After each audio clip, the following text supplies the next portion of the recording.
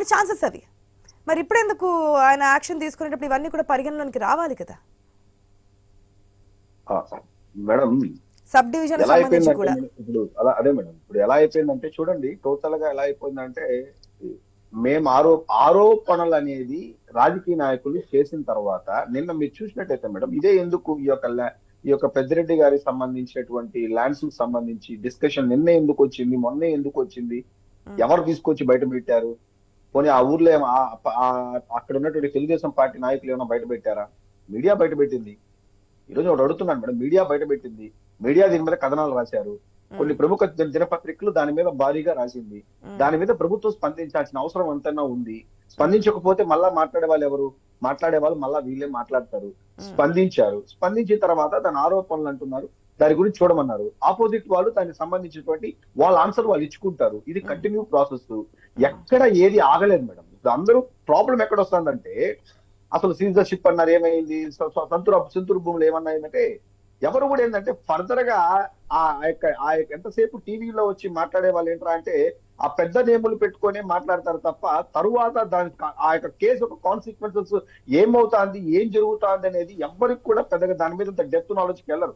ఇప్పుడు గౌతమ్ తేజ్ అనే ఒక important official person, important officer Madanapalle file కేసులో దాదాపు కొన్ని రోజులుగా రిమాండ్ లో ఉన్నారు. అతనికి ఇప్పటికే చాలా విషయాలు అతని దగ్గర తెలుసుకుంటా ఉన్నారు.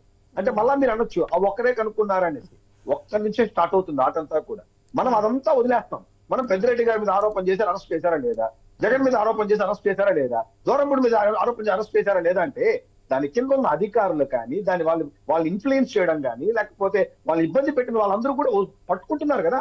మరి ఎందుకు వైఎస్ఆర్సీపీ వాళ్ళు ఆధారాలు లేకుండా ఎందుకు వారిని బ్లేమ్ చేస్తున్నారు కూడా పాయింటే కదా. ఏపీలో మహేష్ గారు మీరు చెప్తున్న పాయింట్ ఓకే. ఇప్పుడు నా మీద ఆరోపణ వచ్చిన తర్వాత నా మీద ఆరోపణ రాలేదు, మీరు అనుకున్నారు నేను దీంట్లో ఇన్వాల్వ్ అయ్యానని చెప్పి కింది స్థాయి వాళ్ళని అరెస్ట్ చేశారా? నేను చెప్పకపోతే అడ్వకేట్ గారిని ఒకటే అడగదలుచుకున్నా. ఆశాది, చెప్పండి సార్. ఇప్పుడు అడ్వకేట్ గారు మీరు అన్నది కరెక్టే, అధికారులు ఇన్వాల్వ్ అయ్యారు కదా, పెద్దిరెడ్డి గారు ఎట్లా ముందుకు వస్తారు? ఎందుకనంటే రాజకీయ నాయకులు తప్పించుకునే వ్యవస్థలో మనం ఉన్నాం. అధికారులు మీరు చేస్తారు, సస్పెండ్ చేస్తారు, లేకపోతే రిమైండ్ లో పెడతారు, లేకపోతే వాళ్ళని కాస్త పక్కకు పెడతారు. ఏం చేస్తారు? మీరు ఆయన ఏం చేయలేరు, పెద్దిరెడ్డి గారిని ఏం చేయలేరు. పెద్దిరెడ్డి గారు అన్ని అనుమతులతోటే రోడ్డు వేయించుకున్నాడు, ఫామ్ హౌస్ కట్టుకున్నాడు, కరెంటు తెచ్చుకున్నాడు, ఏమి చేయలేరు. మీరు పెద్దిరెడ్డి గారిని ఏం చేయలేరు, మీరు అధికారులు చేయగలుగుతారు. సార్ మీరు చెప్పింది 100%, మీరు చెప్పింది 100% వాస్తవం సార్. ఇక్కడ పెద్దిరెడ్డిని కాదు సార్. ఇప్పుడు ఎవరన్నా ఏం చేస్తారంటే నేను అడిగాను, నువ్వు ఇచ్చావు, నువ్వు ఇవ్వకపోతే నేను వేసుకోను.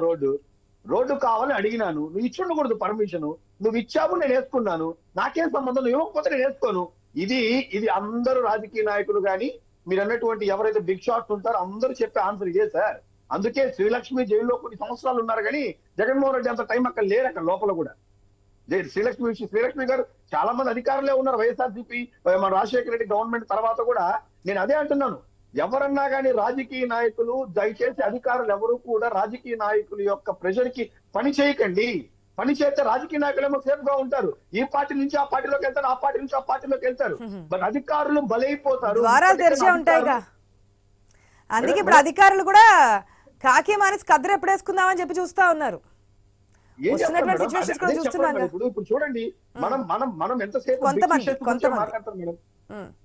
ఇప్పుడు మహేష్ గారు మీరు చెప్పిన పాయింట్ లోనే ఏదైతే చెప్తున్నారు కదా, ఎస్ వచ్చాయి, మేము విచారణ చేస్తున్నాము, ముందు కింది స్థాయి అధికారులు అని చెప్పి అందరూ ఆయన ఇన్వాల్వ్ ఉన్నారో లేదో తెలియదు, జరిగిందో జరగలేదో తెలియదు. ముందైతే బ్లేమ్ చేసి ముందైతే పెడుతున్నారు కదా, అదే వాళ్ళు అడుగుతున్నారు, ఎందుకు బ్లేమ్ చేయాలి? ఆరోపణలు ఎందుకు? వాస్తవాలు బయట పెట్టిన ఎందుకు? మేము ఇన్ని వాస్తవాలతో పాటు మీడియా ముందుకు వచ్చాము, ఇన్ని వాస్తవాలతో పాటు మేము ఈ యాక్షన్ తీసుకున్నామని అప్పుడే చెప్పండి, ఇప్పటి నుంచి ఎందుకు అంటున్నారు? ఇప్పుడు చిన్న విషయం మేడం, పెద్దిరెడ్డి రామచంద్రరెడ్డి గారు మాట్లాడుతూ దీని మీద కిరణ్ కుమార్ రెడ్డి విచారణ చేయడం జరిగింది, చంద్రబాబు నాయుడు విచారణ చేయడం జరిగింది, నేను 50 కోట్ల రూపాయలు పరువు నష్ట దావా వేశానని చెప్పారు కదా. మరి 2001 నుంచి 2024కి 23 సంవత్సరాలు అయింది. 23 సంవత్సరాలు పెద్దిరెడ్డి రామచంద్రరెడ్డి ఎక్కడ పరువు నష్ట దావా కేసు పడింది, ఎక్కడ వీళ్ళకి ఎంక్వైరీ పడింది, ఎక్కడ 50 కోట్ల రూపాయలు వీళ్ళ దగ్గర పెద్దిరెడ్డి కట్టించుకున్నాడు చెప్పడం చూద్దాం. ఇప్పుడు ఆయన చెప్పేసాడు ఆయన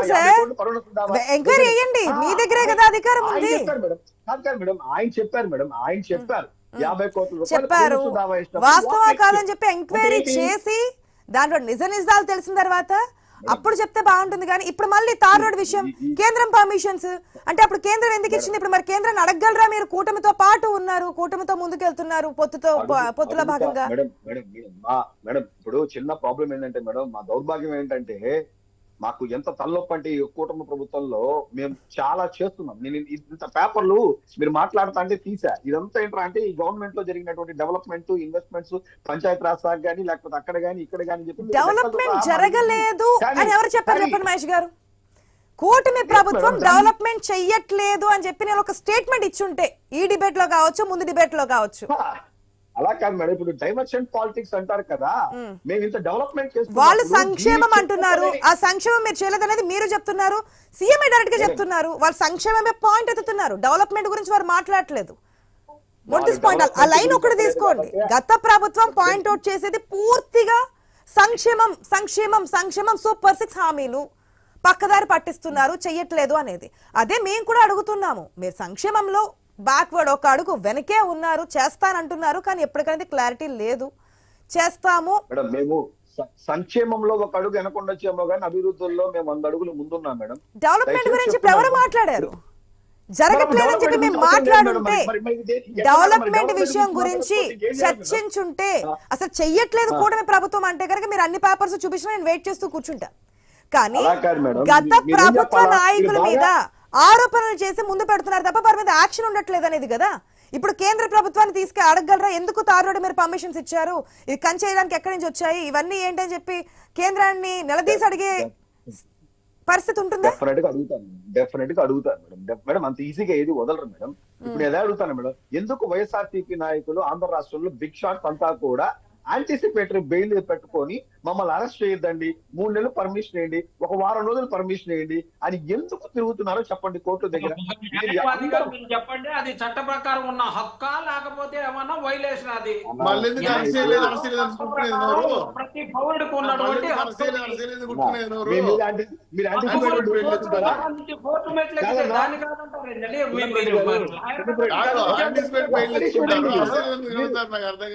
అలా కాదండి. ఇప్పుడు చిన్నప్పటి గారు మీరు యాంటిసిపేటరీ బెయిల్ తీసుకుని కూర్చొని మాట్లాడుతున్నారా? కొంపతీసి ఏంటి మీరు యాంటిసిపేటరీ బెయిల్ లో ఉన్నారా? మీరంతా యాంటిసిపేటరీ బెయిల్ ఎప్పుడు వెళ్తారో తెలుసా? అసలు ఎవడంటే వాడు వెళ్ళి యాంటిసిపేటరీ బెయిల్ తీసుకుంటారా?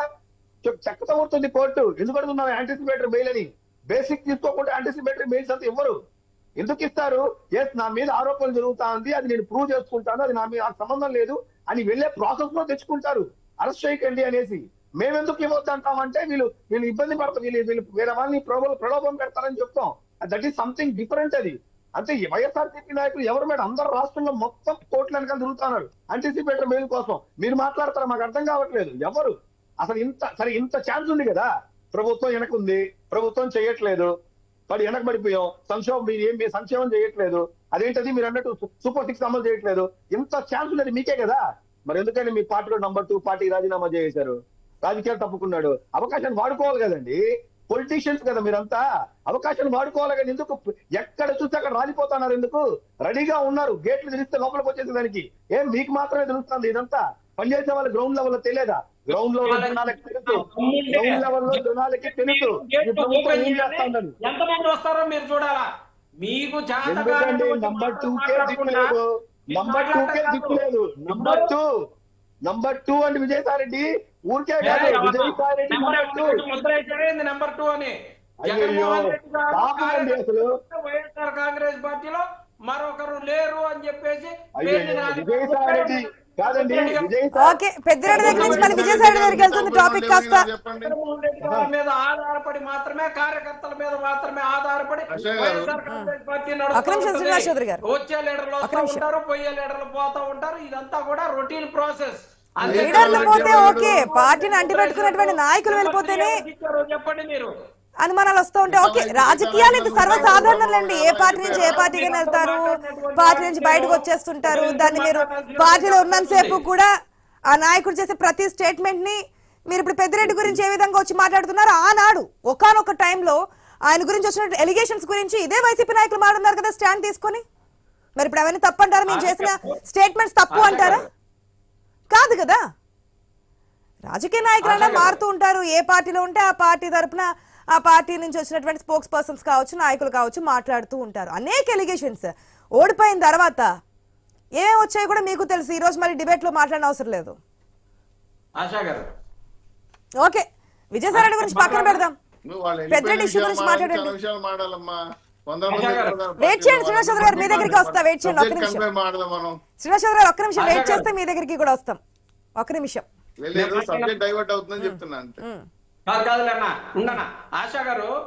ఇప్పుడు మూర్తి గారు చాలా మంచి విషయాలు లేవనెత్తారు. మూర్తి గారు మాట్లాడినటువంటివన్నీ కూడా వాస్తవమైన విషయాలే. ఒక్క విషయంలో మాత్రం రాజశేఖర రెడ్డి గారు ఇడుపులపాయకి సంబంధించి దాదాపుగా 700 ఎకరాలు ఎంతో ప్రభుత్వానికి ఇవ్వడం జరిగింది. అది అప్పుడు ఉన్నటువంటి పరిస్థితుల్లో తెలుసో తెలియకో జరిగినటువంటి అంశంగా జరిగిందని చెప్పేసి స్వయంగా అసెంబ్లీ వేదికగా ప్రభుత్వానికి సరెండర్ చేయడం జరిగింది. ఆ విషయాన్ని క్లియర్ చేస్తూ, అలాగే మూర్తి గారు లాంటి వాళ్ళు ఇలాంటి వేదికలకు వస్తే వాస్తవాలు ప్రజలకు తెలుస్తాయండి. వీళ్ళు అభియోగం చేయటం తప్పితే ఒక్కటి కూడా నిరూపణ చేయటం గాని ఇది నిజమేనని అంటాం గాని సరస్వతి భూములకు వచ్చారండి. మరుసటి రోజు ఎంఆర్ఓ గారు లేదు సరస్వతి భూముల్లో ఎక్కడా అటవీ భూమి లేదు అని ఇచ్చారు. మొన్న సజ్జల రామకృష్ణారెడ్డి గారికి సంబంధించి కడపలో ఇచ్చినటువంటి 100 ఎకరాలు కడపలో ఆక్రమించారు అని అన్నారు. మరుసటి రోజే ఎంఆర్ఓ గారు వచ్చి ఇచ్చినటువంటి పరిస్థితి. అలాగే ఇందాక దావోస్ నుంచి 3 లక్షల కోట్ల దావోస్ గురించి మాట్లాడదాంలేండి. ఇదే మూర్తి గారు వేరే డిబేట్ లో ఏదైనా మాట్లాడిన దాన్ని కూడా స్వాగతించాలి మీరు. ఈ రోజు మీకు పాజిటివ్ వేలో ఉంది కాబట్టి స్వాగతించడం, ఒకవేళ నెగిటివ్ వేలో ఉంటే కానీ తిరస్కరించడం కాదు. ఆ రోజు ఒక పార్టీ ముద్ర వేయడం కూడా సరికాదు. ఒక్క నిమిషం మూర్తి, ఒక్క నిమిషం. ప్రతి అంశం ఆయన వాస్తవాలు చెప్పున్నారంతే. ఏదో మీ పార్టీకి సపోర్ట్ చేద్దాము, వేరే పార్టీ ఇరుగురు పెడదామనే ప్రయత్నం ఏమీ కాదు. ముందుగా టైం ఇస్తాను. శ్రీనివాస్ చౌదరి గారు final comments please. Srinivas Chowdary గారు ఫైనల్ కామెంట్స్ ప్లీజ్.